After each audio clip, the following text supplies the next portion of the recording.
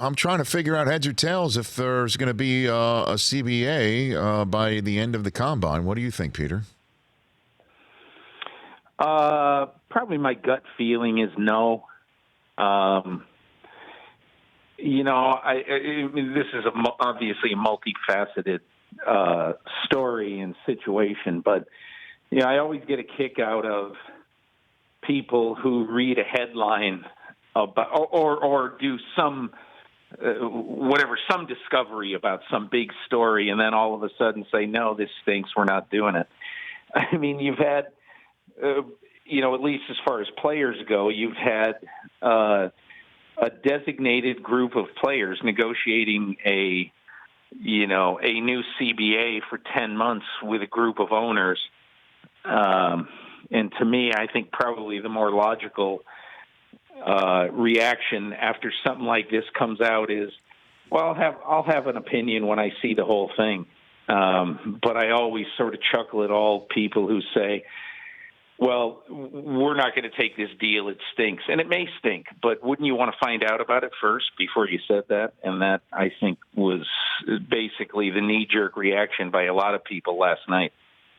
So, right now, again, things can change, certainly even by the end of this conversation. But right now, the reporting is that the executive committee of the Players Association, in advancing it to the 32 player reps, recommended to vote against this 6-5. And as our colleague Judy Batista of NFL Media Group points out, the twist in this is that some of the members of the executive committee were in the room to negotiate this.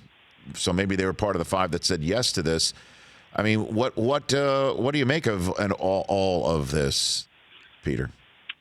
Well, I think all along there have been a cadre of players who've said we do not want more than 16 games in the regular season schedule, and rightfully so.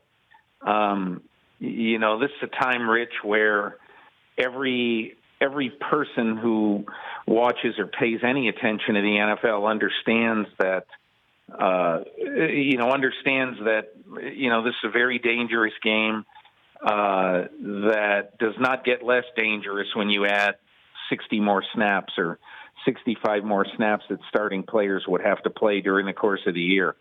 I think that far and away was the biggest mistake about this new deal. And then I do, Richard Sherman spoke out against it quite eloquently, I thought, at the Super Bowl, and he obviously is on that executive committee. I do think there are some other issues with this.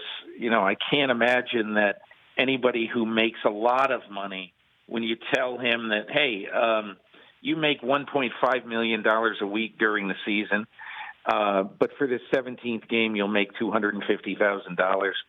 That, when I first saw that, I said, that just doesn't figure. Now, I believe that the union probably said, look, it's more important for our real rank and file.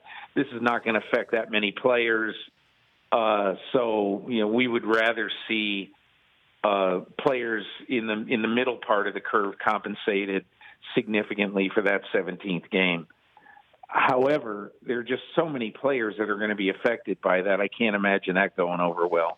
And then I think the other part of it that players just almost naturally wouldn't like is that this is being done basically 13 months before, or 14 months before the CBA will expire. And even though there are benefits to doing it now, I think a lot of players would say, what's the rush? Let's take it to the end and let's see what happens. I do think, though, Rich, one of the other parts of this is that, NFL players just have never had the stomach for a strike.